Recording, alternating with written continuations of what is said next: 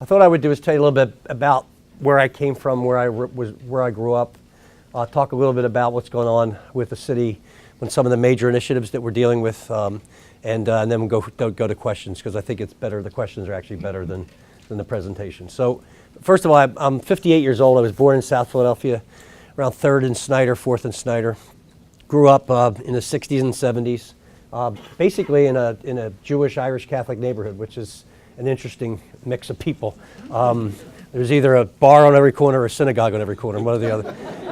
And it was the time I was growing up. The Jewish population in South Philly was still very strong, not as strong as it had been back in the 40s and 50s and before that, but still had a strong presence. My street was I lived in the 300 block of Cantrell Street. It was about 1/3 Jewish and 2/3 Irish Catholics. And obviously many of our merchants and my doctor, my dentist, our pharmacist, the grocery stores, the butcher shops, I mean, they were all run by Jewish merchants and Jewish professionals. And there were also a good number of Jewish... Can I just switch sides with you for the microphone, because that's just plugged into the video. Oh, it is? Okay. All right, well, I'll stand. Are you sure? Yep, I'm good. We could just switch it around. No, I'm good. Okay. And there was also a good number of Jewish American folks who worked the docks, worked in driving trucks and doing the things that the rest of us all did. The neighborhood, those folks, and then actually South 7th Street was like kind of the shopping mecca of South Philadelphia. And over the years, those folks passed on, and thankful for their hard work. Their children didn't have an interest in running the businesses. They were in professions. They had moved on, and the street actually went downhill pretty quickly and pretty fast. And the surrounding community residential housing rates and values diminished also. So I learned a big lesson from watching that anytime you have a vibrant business strip in a community, regardless of the community, if you don't pay attention to it and you let it flounder, it's going to go away, and then the values of the houses and the quality of life in that neighborhood will diminish also. So those neighborhood business strips are like the lifeblood of our communities, and part of what our efforts have been is to try to pump up those and invest in those neighborhood business strips so that they can create new entrepreneurs, new employment, and increased housing values. Now, one of the places I would point to where that happened was East Passaic Avenue in South Philly, where it hadn't gone down the tubes totally like South 7th Street had gone, but it was getting a little rough around the edges, and some of the merchants there were there for a long time. They had generationally paid off their mortgages, and were kind of taking a more of a laissez-faire attitude about business. They wouldn't accept returns. They wouldn't take credit cards. I mean, they were kind of kind of stuck on themselves, and we had to kind of jar that a little bit and acquire some properties, multiple properties, 20 or so. That was done with the one good thing that the FUMO Citizens Alliance did was acquire enough capital for us to acquire about 20-some properties, and then kind of vet the restaurateur, the merchant, and talk them into being like kind of a mall mentality where we all advertised together, we all stayed open certain hours, we all had certain business practices that were important to follow, and then the neighborhood, it's going crazy over there now as far as restaurant, retail, and then what you see is the houses around there. They've gone up tremendously in value. So we need to continue to replicate that issue. In Philadelphia, these days we're doing pretty well. I mean, we see a lot of tower cranes, a lot of construction, sometimes too much construction. I just had a little bit of conniption across the street with all the sidewalk that they took, and which seemingly doesn't have to be taken, but we're fighting that with Illinois. You go to New York and they're doing construction all over the place, and you never walk in the street. If you walk in the street, it's a guardrail that's protected. I mean, this, I got cyclone fences that's like a mouse maze that you keep. I got in it, I couldn't get out of it. It's like, what? And the construction workers must have thought I was nuts because I was dropping F-bombs on the phone. Anyway, sorry, Rabbi.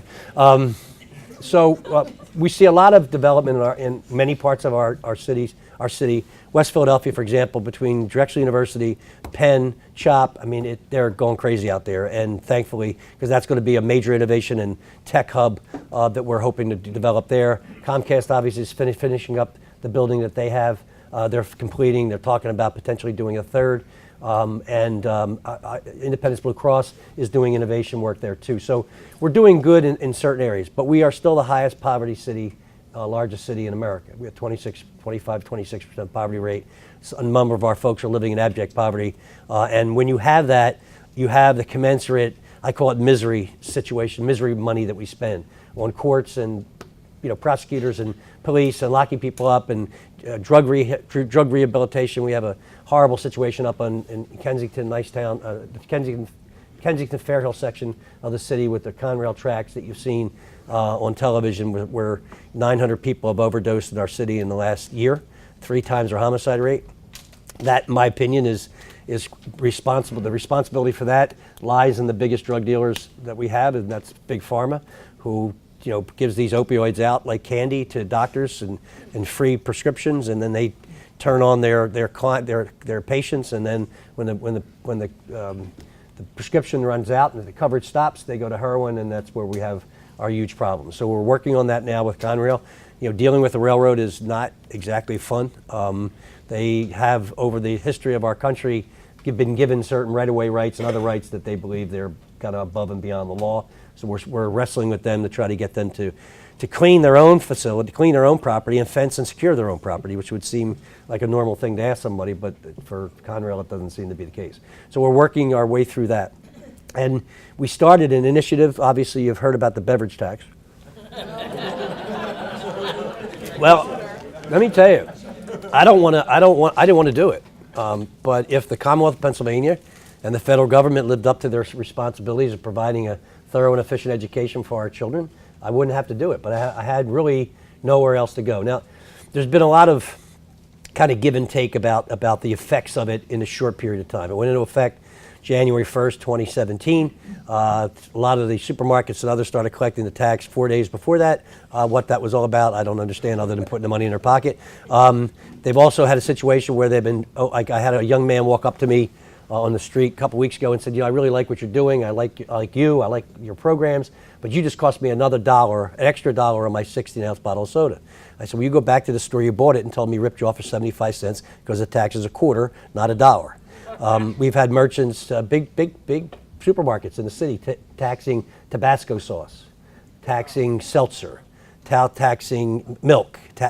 Stuff that isn't even taxed, and they're taxing it and putting signs on the shelf. Blame me. It's fine, but it's the way it is. But the $92 million that we're and by the way, in the 3 months of the tax, 3 or so months of the taxes enforcement, we've collected more money than we projected we would collect. Soda's on the radio saying that sales are down 50 to 70%. So I don't know how you fix that, because if we're collecting more money than we projected and you're selling 70% less, how is that even humanly possible? So somewhere in the middle lie the truth, and the court will work it out and we'll figure it out. But as of today we speak, there's 2,000 3- and 4-year-olds in quality pre-K situations in our city. They're in our neighborhoods. They're businesses. They're owned by women, generally women of color, that have had generational businesses in pre-K and daycare. 2,000 kids getting a start in an education that will have them reading at grade level by 3rd grade, which means they won't not be able to read, but in 7th and 8th grade and acting up in the classroom, and 9th and 10th grade dropping out and going to the corner and hustling and winding up in one of our jails or in a cemetery. So, I think that that the money generated from that tax is worth those children. We would like to roll this out to 6,500, but we're in limbo now because the court has got to make a decision. We're in Commonwealth Court now. We just finished our argument, and the Supreme Court hopefully will resolve it and finally by the end of the summer, beginning of the fall. But that's put everything on hold. So instead of 3,000 or 4,000 kids in pre-K, we have 2,000. Instead of 25 community schools, we have 9. We're going to roll out 2 in September, and we're still on hold when it comes to our capital infrastructure, renovation of parks, libraries, and recreation centers around the city. That's on hold right now. The planning is all done. The studies have all done. The legislation for the borrowing is all done. We just can't move forward with the borrowing until we know for sure we're secure with our revenue. The Commonwealth of Pennsylvania could solve a lot of these problems very, very simply by raising the personal income tax. It's 3rd or 4th for the bottom in the nation. We are last in job creation in Pennsylvania, so obviously a low tax environment isn't helping create jobs in the Commonwealth. And we could solve our education problems and our infrastructure problems with a 1-point increase in a progressive tax, which is pay as you go. The more you make, the more you pay, and the less you make, the less you pay. So that's a fair way to apply the tax. But you don't hold your breath because you'll turn blue before they raise any taxes. That's why you wind up with gaming. That's how you wind up with fees and other things that they can't call it. They don't want to call it a tax. But gaming is really doesn't create. I mean, it creates 1,100 jobs at Sugar House or more, and I'm happy for that. But it doesn't create. It's not an industry. It creates a product. It moves money around from generally older and poor people to not so old and poor. So until they decide, and I think we're getting to a point in the Commonwealth where they have kicked the can down the road so much that they are up against the wall like this. I mean, they have no way to pay for the government without providing new revenue, and that's the perfect and fairest way to do it is there. But because they've all taken the Grover Norquist pledge of never raising taxes, even if the sun collides into the moon and we have pestilence and floods, they're still not going to raise taxes because they don't want to have to run in their district saying they raise taxes. So we're in that situation right now with the beverage tax. Our infrastructure improvement, our rec center libraries. We have rec centers in the city that are 80 years old that haven't had a facelift in 50 years. And we're talking about plaster falling from the ceiling, basketball courts that look like waves, fields that are not playable anymore because they've been overused and haven't been reseeded or resodded in years. I mean, these are situations that, our kids, in my opinion, deserve the similar quality recreation and library services that anybody in the suburbs gets. And we didn't go to Harrisburg and beg them for money. We didn't raise taxes on real estate or other things. We went to a source. We believe probably people drink too much of it anyway, and it's really not good for you. But if you choose to drink it, then you're going to pay a little more, and that will go towards these programs which we think were important. And 13 out of 17 members of council agree with us, and so far Common Police Court judges agree with us. Hopefully Commonwealth Court will agree with us, and then the Supreme Court, and then we'll move on from there. What? I'm sorry. I thought somebody said something. So poverty is our big issue, and we need to reduce it in order for us to become the world-class city that we all know we are.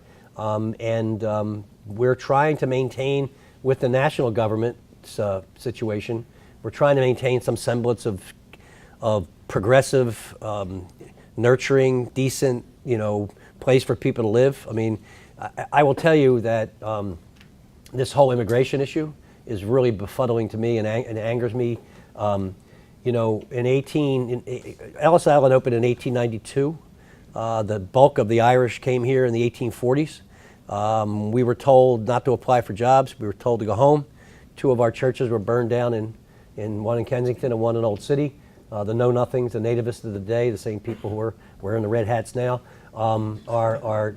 told us that we needed to get out of here because Catholicism was going to ruin America and the Pope was going to take over the government.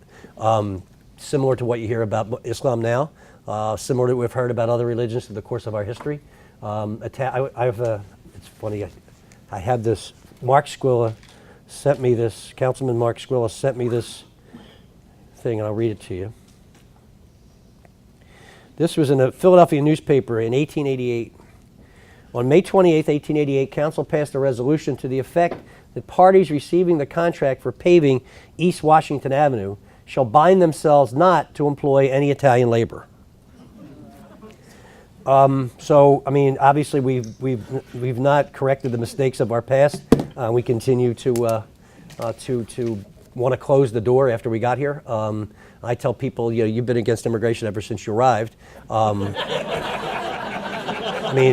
Anybody other than Native Americans and African Americans who came here under terrible circumstances, clearly, anyone besides those two groups have no beef, because you came to a place where you could find religious freedom, financial freedom, and a way to have your children have a better life than you. And I think that applies to Mexicans, Guatemalans, Haitians, whoever. You can't just start picking and choosing who can come to the country. And I think that this whole Muslim ban, which it is a Muslim ban, I think that if you're a Catholic or Christian or a Jew, you should be extremely concerned that all of a sudden now a religion is going to be targeted whether you can come in the country or not. And I just think that it's sad. And I'll give you a good example of why it's not a good economic thing for the city. First of all, Canada's to our north. basically an open border, with a handsome prime minister, health care, hockey. If you're a hockey fan. I mean, it's a big competitor for us because I had a kid I met out in South by Southwest in Austin, Texas, at the tech portion of that, and he came over to me and he was from India, and he said, "I live in Philadelphia." He said, "But I want to tell you my story." He said, I was in New Delhi. I got my undergraduate degree there, and I got a graduate degree there. I came to the United States to get a master's degree in robotics at Penn. He said, and my sister had a baby. It was a premature baby, and it was a NICU unit at CHOP. He said, as I visited her, I visited the baby, my sister went home, and she had to pump breast milk and get it to the hospital because that strengthens the child's, they're born early and they're weak. But there's a lot of mothers there, so the nurses were having a horrible time trying to figure out whose milk was whose, and it was just a mess. And they spent all this time figuring out where it was going. He says, let me put my brain to it. He comes up with an idea and a company where it is robotics and barcoding, where the breast milk comes, they figure it all out, they inventory it, they keep it cold, and then they get it to the hospital, deliver it. It's right in the room where the babies are. He's ready to roll out his company in 2 months, and he's got an American partner. And the INS or the immigration folks tell him he's got to leave. He's got to get out of the country because his student visa expired. And he has to go back to New Delhi, and he's got to apply for a work visa to come back. He said, well, can't I just fill out the paperwork here? No, you got to go. So he goes, and he said, well, how long is it going to take? He said, we don't know. 4 months, 4 years, it's not our problem. So it took a couple months, and thankfully he had an American partner here, and the company rolled out. Why would I invest in this country? If I'm from another country, why would I take the time to invest in this country, to bring my brain power, to bring my family, my credit, my ability? Why wouldn't I just go to Canada? Why wouldn't I just go to another country that wants me here? And that's happened. Why would you send your kid, if you're from one of those banned nations, or you're from a country that's not necessarily in good standing with Donald Trump? Why would you send your kid to the University of Pennsylvania or to Drexel? Why would you come here at all? I mean, we're really hurting ourselves tremendously. In the economy, in science, in research, in medical field. I mean, there's a lot of talented people that want to come to America, and we're basically trying to shut the door on them, and it just makes absolutely no sense whatsoever. But if I'm a Chinese businessman with $1 billion, I can buy my way into the country. I mean, there was EB5s. EB5's okay, but I mean, I don't understand the dysfunction there, or the disconnect when it comes to an immigration policy. The way to solve it is to have an immigration policy and rules that you say you sign up as X amount of time, not 7, 8, 10 years, X amount of time, you're vetted and you come in and you bring your family with you. I mean, that's how a lot of us came, and some of us came without papers. As I said, the Irish came without papers. There was a terrible Italian slur that I never understood what it meant when I was growing up, called WOP, W-O-P. My mother would smack me if you ever said that, but it was without papers. So there must have been a bulk of Italian Americans who came without documents too, and they seem to stay. So I think that we're really being short-sighted when it comes to the immigration issue in this country, and it's all about fear. And it's all about fear of the unknown and fear of people who are different. And I think that people in this room probably have a family history of something or another that has experienced that type of racism and xenophobia and anti-Judaism. I mean, it's out there. And when you unleash those people, when you validate their hatred and validate their prejudice, it gets worse. And it's only going to get worse as long as the government and the president and others keep on validating ignorance and validating prejudice. And it's just a terrible thing. And I don't know. We just opened the Revolutionary War Museum, and I'm sitting next to two seats away from Joe Biden, and I'm going, why didn't you run? Why did you not run? I don't get it. I just don't get it. So we'll see what happens. Anyway, so that's some of the things we've been working on. We have a proposed budget coming up that we're concentrating on some of the social services. We're expanding our services to kids who are in crisis in families. We're trying to deal with our opioid addiction issue. We're putting more money in the fire department. The fire department has been just totally, not disgraced, but been totally dissed over the last 8 years, and we have apparatus since 1993. We lost a firefighter in 2014 that she was in a basement fire. Her hose from her oxygen tank burned off. We couldn't get troops to reinforce because they were 20 minutes late because they had been force transferred and didn't know the neighborhood as well. Because the Philadelphia neighborhoods, if you don't really know, I mean, in South Philly, if you're in a firehouse for 15 years, you know what streets to take the ladder truck down and what streets not to do because of double and triple parking. So you got to know the neighborhood. And these guys had just gotten to the station house and didn't know how to get where they were going. We lost a valiant firefighter, a female, first female we lost in city's history, Joyce Craig, and she was a top-notch firefighter. Male or female, she was a fire eater, as they call it. So we're investing in our fire department, and putting. The other nice project that's coming is in cooperation with the governor, who's putting a couple $100 million up. We're going to put $90 million up, and we'll hopefully get some federal grants to basically take the cover 95 from Chestnut to Walnut. At Front Street, you'll be able to see the river. And it'll be an expanse of grass, a new park. It'll be Penn's Landing Park, or I don't know what the name of it is yet, but right now it's Penn's Landing Park. And it will cover 95, and you'll be able to get to the direct access to the river without going over those bridges or down the scissor ramps and things of that nature. So that's hopefully a signature project that we can create a new development along the waterfront with that kind of improvement. So that's really where we are at the moment. If any, I'd like to open it up for questions now if you're interested. Yes. I think it's pretty good. I mean, if you look at the Republicans that represent the suburban communities, they are, I call them the Eisenhower Republicans. They're like, I have a picture in my office when you come into my entryway is a portrait of Dwight Eisenhower. And everybody asks me, why do you have him there? He's a Republican. I said, yeah, but he's a Republican that won he won the war, helped win the war in Europe, expanded Medicare and Medicaid, did the highway system, desegregated the segregated schools in Little Rock, Arkansas with federal troops. He was a mensch. He was an important guy, but he's Republican. So I mean, I want to make sure that people understand it's not about Republican Democrat. It's about ideology and the right, the alt right of the Republican Party. So when I look at the people who represent us or represent the suburbs, they're all moderate Republicans. They're good people. We can work with them. We have worked with them, and there's really no animus there at all. I mean, I get a little angry on Senate Bill 10, which is, think about this. The president claims that sanctuary cities that support the Fourth Amendment, like I took an oath to support the Constitution of the United States, which includes the Fourth Amendment, which means I can't hold anybody in jail without charge.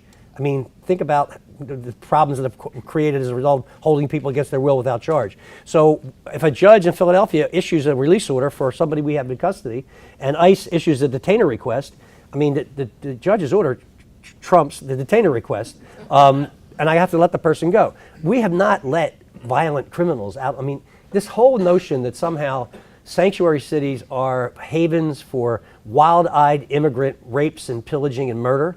We have the lowest crime rate that we've had in 40 years.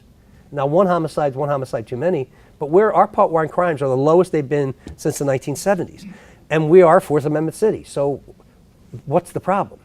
On top of that, if you even agree that immigrants are the cause of all the crime in America, let's defund the police department. I mean, are you crazy? Even if I agree with you that there's a crime problem relative to immigrants, you want to take away money for cops. I mean, it's just, I don't think the feds are going to be able to do much with this whole immigrant thing, with this whole defunding thing, because we're going to be a federal court, and the state.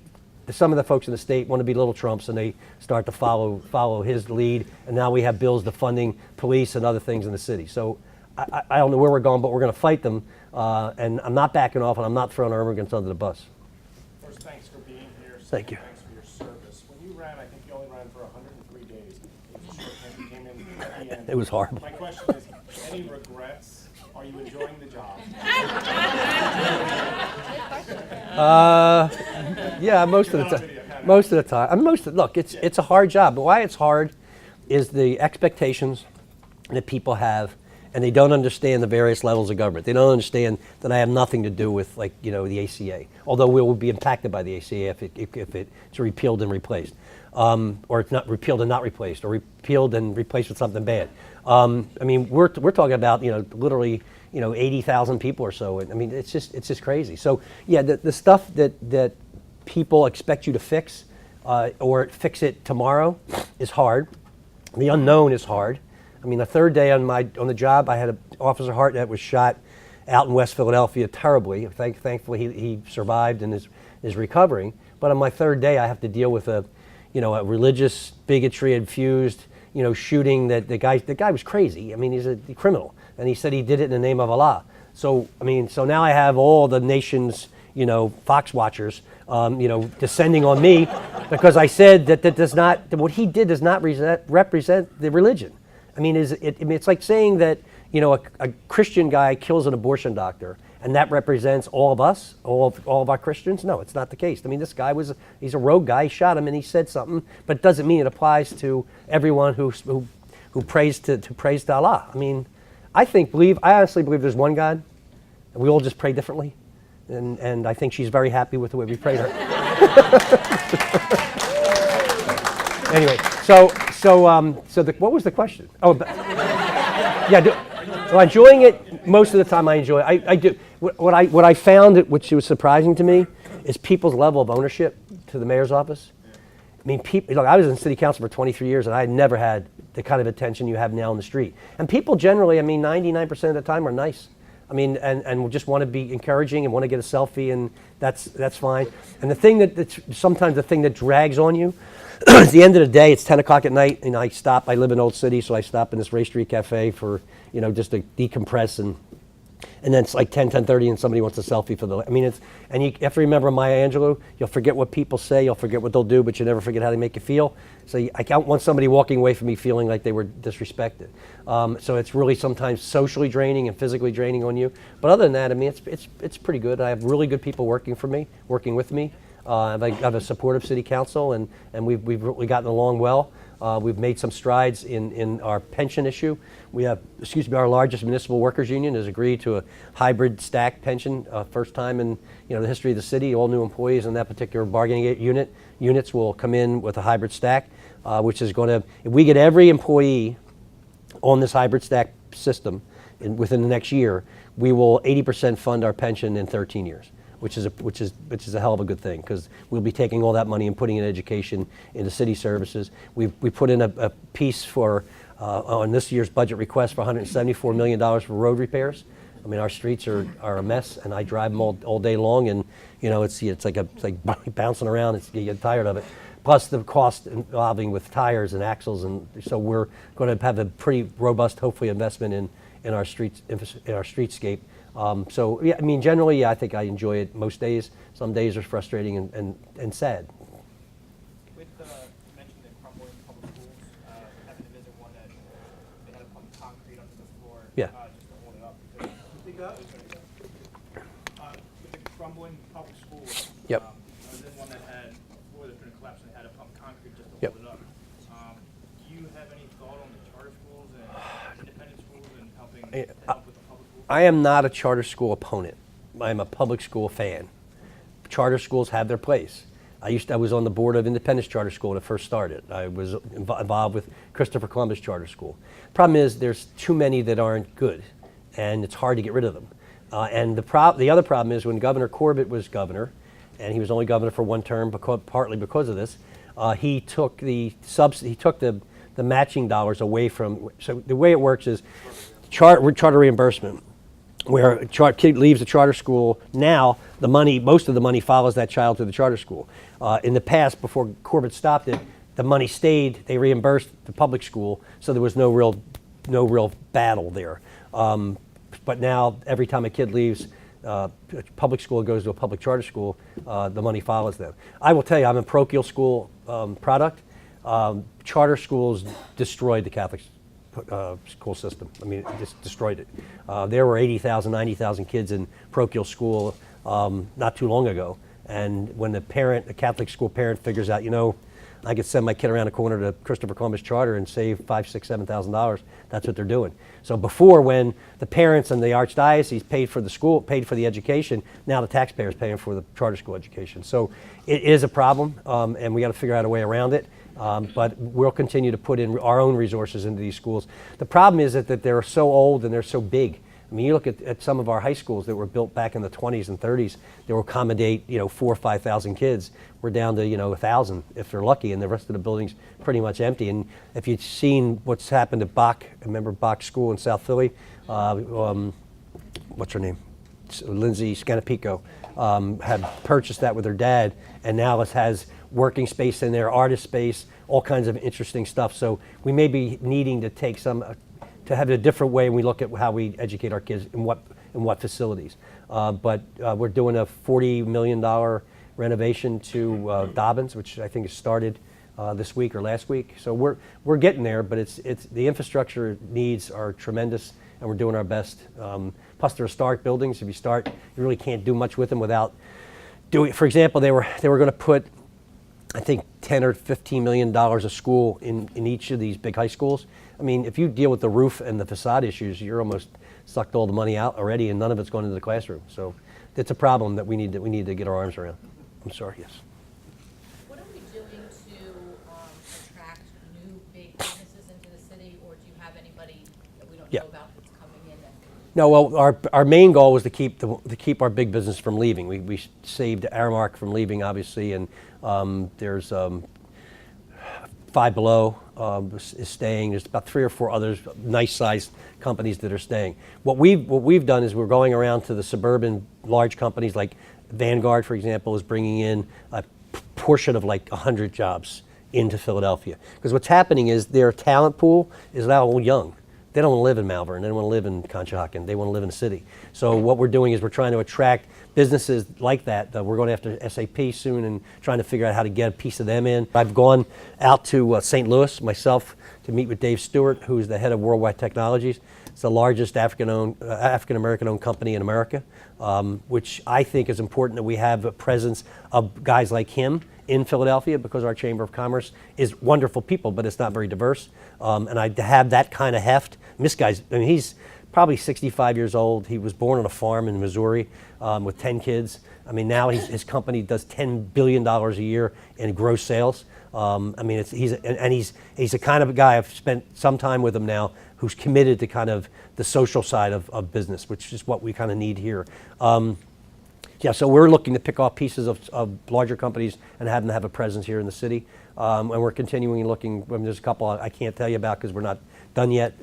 One big one you'll recognize. We're kind of this close to getting them into the city, probably at the Navy Yard. So yeah, Harold Epps is our commerce director. He travels a lot.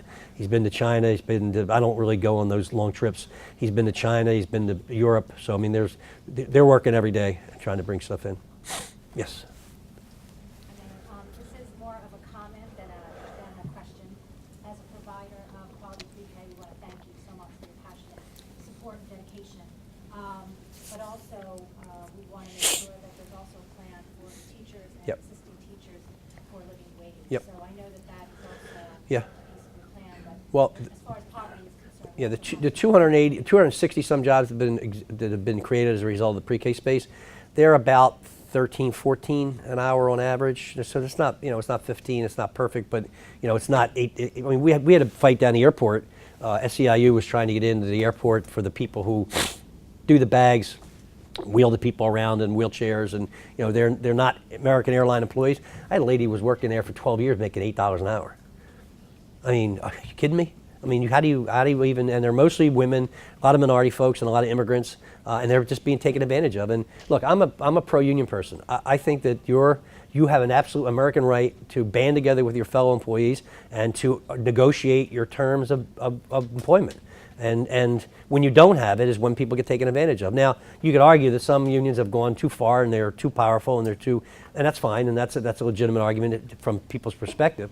But to have no protection, to be able to be fired at a whim, to be able to have your hours changed when you try to organize a union, those things were going on down there, and we finally, I think, have gotten our arms around that. And the teacher's contract, our PFT teacher's contract, we're working every day trying to get that resolved. I mean, I guess it's how you look at what side you're on is how you look at it. I mean, I have employees in the city of Philadelphia who are unionized, been paying into their health care for years. They don't understand that people don't. So we're going to have to. That's going to have to change, and then we're going to have to figure out.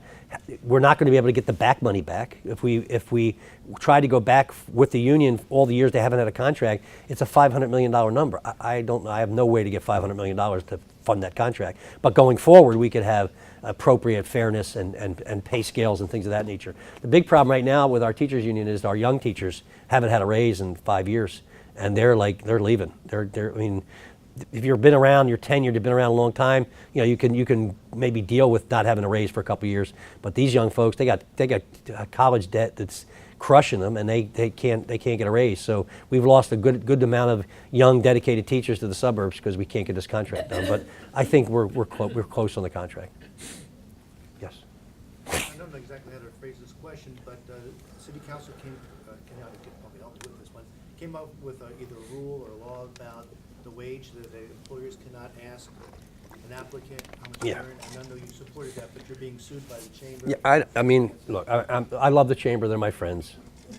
I don't understand why they're going to the mattress on this one. I don't. And I said to them, look, all right, you're annoyed that you can't ask what person made in their last job. Try this. What would you like to make in this job? It's going to be kind of the same answer. It's like, so why are we going to federal court over this? I don't understand. I mean, and again, I was at a reception with them last night with our cabinet and department heads. I mean, I'm friendly with all of them, and we're not going to get angry and get nasty with each other. But I just don't. I mean, and the other thing is, in this era of the recognition that women make 79% of the dollar than men, why is that the one you want to pick? I mean, why is that the one you want to fight? But we'll see what happens. And Stand a good chance, you think? they're making a First Amendment case out of it. I don't know. I mean, I'm not a lawyer, so our lawyers. And you have to remember, the city solicitor's office represents both the council and the mayor equally. So even if I were against what they did, they still would have a right to use the city solicitor to fight the case. And we'll see. I just think it's a whole lot about nothing. But yes. Thank you for being here today. Yep. Two-part question. Most people seem really thrilled with you. What do you think are your principles or strategies that you think of daily that influence your performance in doing such a good job? And the second part is there a book that you've read as a kid or recently that you feel influenced you? No, I mean, I can't think of a book off the top. I don't read like business stuff. I try to read for pleasure. It's not that business stuff isn't pleasure, but I just don't I like historical novel. I like biographies. I like those kind of things. I like poetry. I like Irish poetry, and I like Langston Hughes and other types of poets. I like doing that. The thing that really saved me in this job, will save me in this job, is where I come from. And you have to understand, in my neighborhood, if you walk around like a big deal, like a big maca, somebody's going to knock you off your pins. And I know that sometimes people get in these jobs or in other kinds of elected jobs, and they treat people differently, or they speak to people differently, or they try to bolt to the head of the line. I mean, I learned this one thing from a long time ago, Governor Casey, the original, not Bob's father. Fumo's mother died, and I was working for Vince, and I was in charge of like the funeral arrangements. So I'm working with Sevi Verna, and Barbara remembers Sevi, and he was always a little nervous. Like he was always things. So it was pouring rain, cats and dogs. I mean, you couldn't see. And the governor he says, now the governor's coming. I want you to make sure you get him in the side door. I got a seat for him. Sorry. So the governor gets out of the car with a state trooper with an umbrella, and he walks. And if you remember South Philly, it's the St. Nick's Church, down Fernon Street or Pierce Street, I think it is. That's where the line was. So the governor gets down. He goes all the way down and gets in line. So I run down and I say, Governor, we want to bring you in the side door. And he said, what's your name, sir? I said, Jim. He said, Jim, I'm going to tell you, I meet a lot of nice people in line. He said, and if you ever have an opportunity to be in office, don't ever break a line, because people won't like you. And it's those things that stick in my head that make you just try to be a regular person, and don't get too stuck on yourself and too big for your britches and whatever other saying you want, because people sense that and they don't like it. And I think that's the best thing the best advice I would give somebody in public office is just try to be yourself and don't get too ahead of yourself, and you'll be fine. Yes. It's been well advertised that Philadelphia is a very unhealthy city. Will you be launching any initiatives to change that? Well, we have some stuff in our budget this year for lead abatement, for lead paint abatement in homes. We are dealing, we're dealing with our zero waste plan for not getting things into the waste stream. We're continuing to work with the William Penn Foundation on the watershed stuff. We're continuing to work on. We have a little glitch now with our electric vehicles thing, which was my bill back, I guess, in the early 2000s, mid 2000s. There's been a moratorium put on it because neighbors are complaining that that people get an electric vehicle and now they have parking space for free that's guaranteed, and people get annoyed with that. We're moving towards more fuel efficient and electric vehicles in the fleet, hybrid vehicles in the fleet. Any other areas that you're particularly concerned about, or? Nutrition, educating people on how to eat healthier. Well, our nutrition stuff will be handled in our community school model. We have 9. I'd like to have 25. But we have components within the community school model that deals with nutrition and growing. They have growing spaces in the schools, using that food to show people how to cook and bringing in families at night. The soda tax, people hopefully be drinking less of that. Not too much less, because we still have to pay for some of the stuff that we get. But we have our limits on our resources, on what we can and cannot do. But I think we're trying to reduce our carbon footprint all the time. We're doing our best in that regard. I know people get mad at the refineries and stuff, and that issue there, and being an energy hub. I don't think we're going to be an energy hub. I think we're going to be hopefully an expanded container port, which I think is what we really need. And we're trying to move. We're acquiring land and using land at the Navy Yard to move some of the cars that you see at the Packer Avenue Marine Terminal down there to free up space, dockside space for our containers. We do about 450,000 containers a year. New York does 8 million. We're not going to compete with New York, but we can steal some of their work, steal some of the work from Norfolk and from Baltimore, because what happens is when a ship comes in and drops the box on the deck, on the pier, if it doesn't get out quickly, that costs them more money to keep that there. It takes you about 5 days to get a box out of New York, out of Elizabeth or Newark. So we can turn it around in a day or two, which makes us cost competitive. So we double the number of containers from 450 to say 800 or 1 million. We would probably create about 8,000 jobs, both on both port side and truck drivers and all that, warehousemen. And the port of Philadelphia Port just bought the land from PIDC, the old food distribution center, near the sports complex. There's this big, I think it's like 20 acres of land. They're going to build a large distribution warehouse. So we'll create jobs for people who don't have college educations. Yeah. So I assume we're getting to the end, so we'll take it to a little bit of a lighter mode. And the NFL draft is coming to the city. And I assume you have the honorary Eagles pick, so we'd like to know who you're No, I'm not Ed Rendell. I don't play in that. I don't know. But speak to that, if you could, to getting these national platforms for the city, and is it really a value add? Yeah. Well, let's talk about the Pope first, all right? The Pope, what happened with the Pope was the expectations weren't managed. You have pilgrims, right? You had a family of 6 that drove from Argentina. They're not eating in Steven Star restaurant. They're going to Wawa. So the restaurant and all that stuff was really overblown. And then we probably, as a city, didn't push back enough on the Secret Service on where they contained everything. So I personally enjoyed it. I enjoyed not having cars around. I enjoyed walking the streets free of cars. It was beautiful. You had people playing soccer in the streets, and I thought it was a beautiful religious event. Look, obviously the Pope is Catholic. So it's not like it affects every religion, but I think his demeanor and his message was universal. And they said that I'm Jesuit educated. That's why actually my father Byrne, who was one of the priests at St. Nick's. He was an Augustinian, a big, tall guy from Maine. He passed away, God rest him. But he said to me one time, he said, Jimmy, did you go to Catholic high school? I said, yes, Father, I did. He said, where did you go? I said, I went to St. Joe's Prep. He said, that's not a Catholic high school. That's a Jesuit high school. I said, so I have a different upbringing. So they say it took 500 years to get a Jesuit Pope. It's going to take 500 more when he goes, because they don't like some of the stuff he's done. And I love everything he's doing because it's just about fair. And I have my run-ins with the Archdiocese. I sometimes they just like, there's a little girl in Delaware County and she wants to play football and she's 10 years old and she's good. and she can play with the 10-year-old boys right now. Why won't you let her play football? I mean, I just thought it was like, it's like kind of like, I don't know whether, I've not had much experience with Judaism other than living in a partially Jewish neighborhood, but I don't like when you make up rules to exclude people.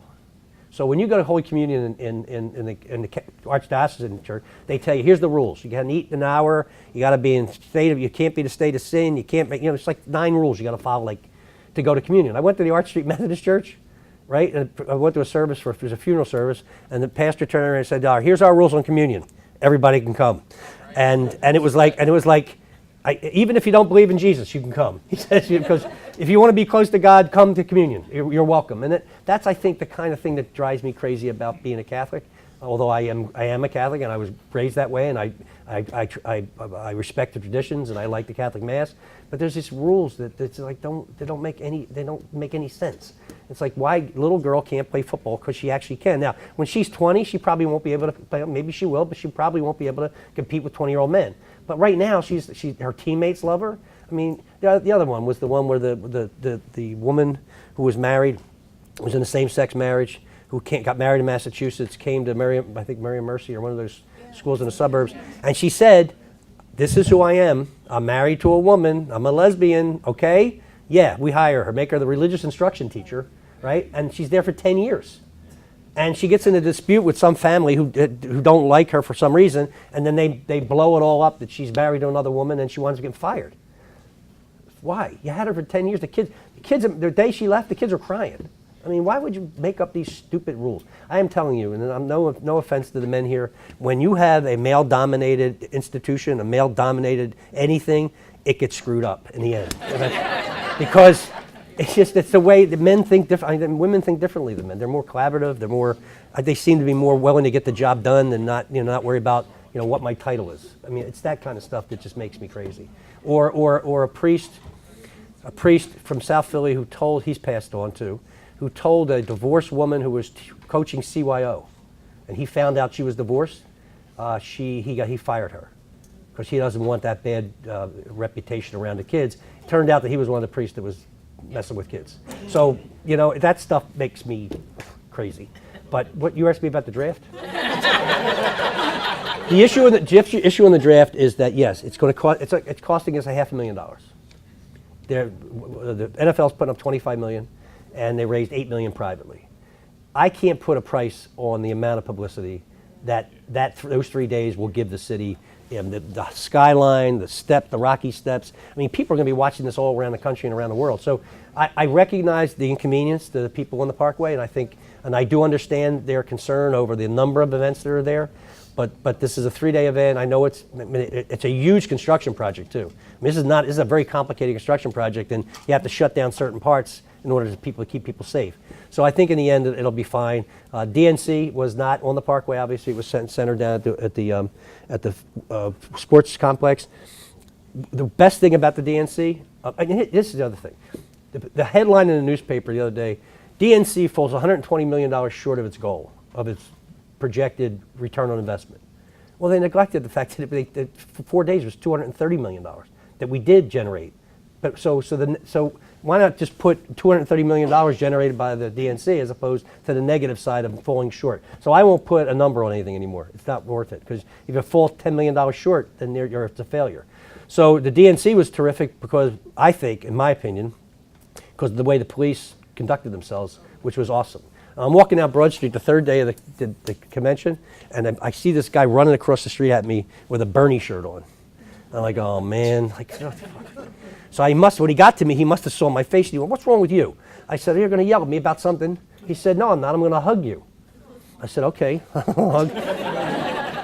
I said, why? He said, because your police are terrific. So, I mean, that you can't buy. We had. Let me tell you one more anecdote about we had 2 fences down there. One was a small bicycle fence, and the other one was the big, beautiful fence that was the military grade, that was the Secret Service's fence. So we told, our guys said, look, if you want to climb over this fence to prove a point, that's fine. We'll help you over. And they did. They were actually helping people over. Don't go over that fence. You'll be in federal court. 11 people went over that fence, and they're still jammed up in federal court with charges. We took people to a school. I think it was Jenks School or something close to close to the stadium complex, and we issued him tickets. One guy complained loudly that he came all the way from California for an arrest experience in one of our jails, and we were not accommodating him. So what are you going to do? I'm sorry. Yeah. Your boss in the back is telling us that we have to Where do I have to go now? Where do I have to go? Oh, all right. Yep. All right. Just one more. Hi, I'm a student at Temple University. In your plan for education in the city, you talked about wanting to facilitate partnerships with outside community organizations to provide more resources to the schools. Yep. For the past 2 years, I've been trying to work with the school district to create a partnership between the student organization and Temple to help promote tech literacy to underprivileged students at public schools. And it's been I know where you're going. I know. I haven't really gone anywhere with it, so I'm curious, what have you been doing to help make these partnerships you talked about with campaigning? Going around them, going around the district sometimes. I mean, it's frustrating. I mean, Dr. Height's awesome. I mean, he's a good guy. He's very enthusiastic. You have that middle level of management that just doesn't want to do something new. I mean, I meet with I go to school every week, some school, elementary, kindergarten, pre-K, high school, every week, and I meet with principals every month. We've met with about 120 principals, and some of the middle level folks didn't like that because we were getting direct information from principals on problems they were having in the schools and fixing them, and that was annoying to them. I mean, we had a situation where we had an entire schoolyard renovated in a course of 10 days to get ready for a basketball, Curtis Jones's district. And we had a private contractor donating the work, Sixers donating material, city employees working at no cost to the district. The law department of the district came with a cease and desist order. And they called me for the site, and I said, send them, I'll take it. Tell them to come over to the office and give me the cease and desist order. And they never came. But we finished the thing and got it done. The point is that it's hard sometimes dealing with those issues when you have a large bureaucracy like that is resistant to change, resistant to help. So what I would do is I would turn around and I would get a card from that young lady behind you, and she will hook you up with our education director, Otis Hackney, and he will get you where you need to be. As a matter of fact, we just met with a group of students from Lafayette College who want to do the same thing. They're athletes, basketball athletes who want to do stuff in Philadelphia. So we'll get you hooked up. Great. Okay, great. Thank you very much. Thank you.